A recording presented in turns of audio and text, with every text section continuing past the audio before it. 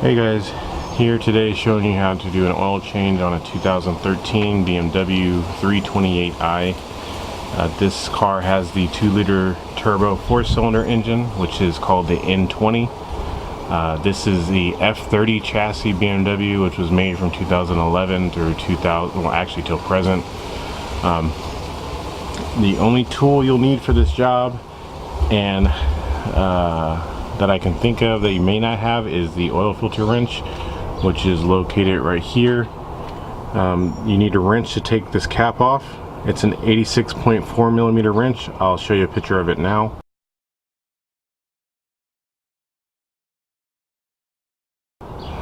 So that you can see it. And that's the only probably tool you'll need that you don't have. Additionally, you obviously need oil. This car takes 5.3 quarts of oil. I got 6, so I'll use the other one later, and then I got an oil filter right there. I have a torque wrench because the drain pan plug says 8 Newton meters on it, so I have my torque wrench set to 8 Newton meters. Really, you're supposed to replace the plastic drain plug every time you do an oil change, but I am not going to. I honestly don't have one, and I've seen plenty of people do this oil change with that one or without getting a new one. As long as you're just not torquing on it too crazy, it'll be fine. But yeah, so obviously you need to jack the car up, get it on the jack stands, and then we'll go under the car. I'll show you the location where you need to drain the oil from. Okay, so as we get under the car, you'll notice the left wheel is right there. Coming back a little bit, you'll see that there's a little trap door looking deal. This guy here, right here. There is a small plastic retaining screw right here. It just takes a flathead screwdriver, spin it half a turn, and you'll be able to pull this here door down. And then there you see I have a 10 millimeter Allen socket just stuck right into the drain plug. So I'm getting ready to remove that so I can drain the oil. So yeah, that's pretty much where it's located at. I'm gonna go ahead and get that drained out now. Okay, I got the oil draining out from the bottom, so come back up here to the top and you'll take your oil filter wrench, slip it right on top of here, and then just loosen it up. There are various types of wrenches. I'll show you what mine looks like.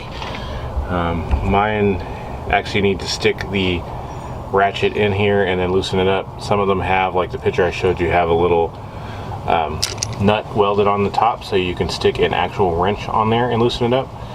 But either way, just take it, slide it right over the housing, and then you can go ahead and loosen it up. Okay, once you got this loosened up, I suggest having a rag handy to catch any oil that's going to come out. Some shouldn't come out, but just in case it does, you'll be ready. Pretty much just loosen this up like so. I like to kind of shake it around because it kind of lets some of the oil out. Most of the oil should have drained already now into the drain pan. Well, yeah, you see there is some oil that's still in here, still trying to drain its way out. But yeah, this is the oil filter right here. I'm gonna go grab a rag so we can set it down, and then we're going to go ahead and get that removed. Okay, now that you've got the oil filter now loose, ready to take out, you pretty much just need to pull it out and flip it upside down really quickly so you don't spill a bunch of oil everywhere. And here you have it, just like this, sitting right here. Make sure it doesn't spill. Right on the very top of this, you'll notice that there is a green O-ring that you'll have to replace, and then also on the bottom there is this bigger O-ring right here that you'll need to replace. You can get a set of picks if you have picks to remove the O-rings, or you can use a flathead screwdriver, possibly one with a really thin tip. This one I ground down a lot, as you can see, so I can stick it in there and get it out. But first thing you want to do, actually, and I'm not wearing gloves, but is to take this oil filter out. You pretty much just grab it and just pull it straight out. It may give you a little bit of resistance, but just pull it straight out and then just set it into the box and set it down. Just like so, and you can just set it down. and put this off to the side somewhere where it's not going to leak all over the place. Okay, now is the time that you want to go ahead and remove the O-rings, the bottom one and this top one here, so that you can install the new O-rings. If you did buy the genuine BMW oil filter kit, it will come with the new drain plug here. I know I mentioned I wasn't going to be using one, but I did not open the box yet, and here is the new one right here. If you did not buy a genuine BMW part kit, don't worry about it. Like I said, you can reuse this. It just consists of an O-ring that's here. Absolute worst case scenario, you need to get your car up and running. I'm pretty sure that you can just go down to your local parts store and get if your old O-ring won't seal the oil or it looks old, you can, I'm almost positive you can go to the parts store and pick up a new O-ring for it. The O-ring that's in here, and you shouldn't have any issues. But nonetheless, I have one, so I'm going to use it. I'm going to go ahead and remove these O-rings now. Get this one off. Go ahead and put the new one on. That's the new one on. You go ahead and remove this one here, just like so. And then I take honestly, I take some of the, I rub my hand on some of the old dirty oil, get this one a little bit lubricated and stick it on. And there you have it. You can go ahead and discard the old O-rings.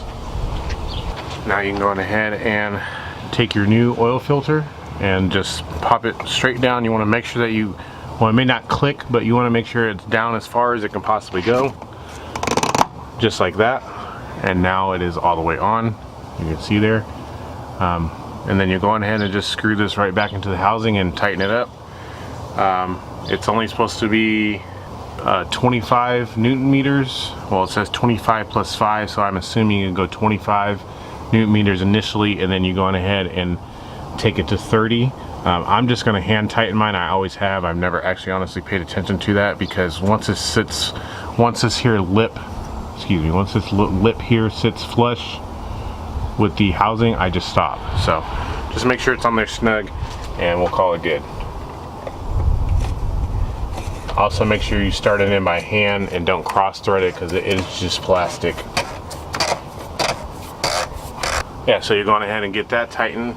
I'm gonna tighten that up now, and then by now the bottom, or the drain plug, or excuse me, the oil should be drained out of the engine. Then you can go back down to the bottom of the engine, go on ahead and install your new drain plug, or reinstall the old drain plug.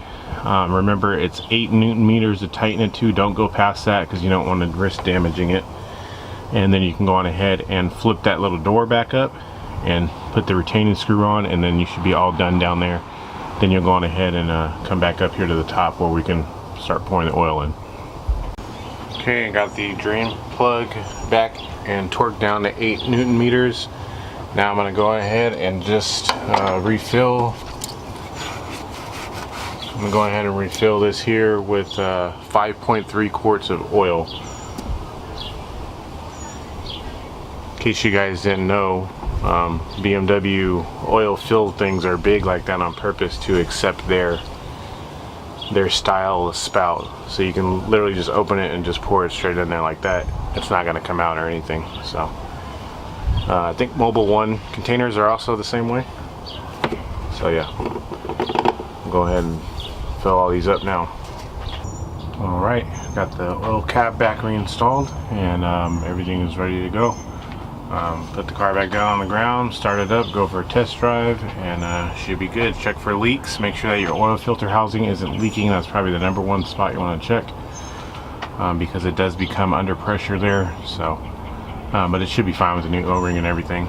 But yeah, that's all it takes to do the oil change on these. It's pretty easy. Probably take you about, I don't know, about 30 minutes or so, maybe 40 minutes, taking your time. But yeah, if you have any questions or comments, ask them in the comment section below. And as always, if it's your first time to the channel, I appreciate you guys showing up. And if you could hit that subscribe button on your way out, I would greatly appreciate that. Alright, I'll see you guys later.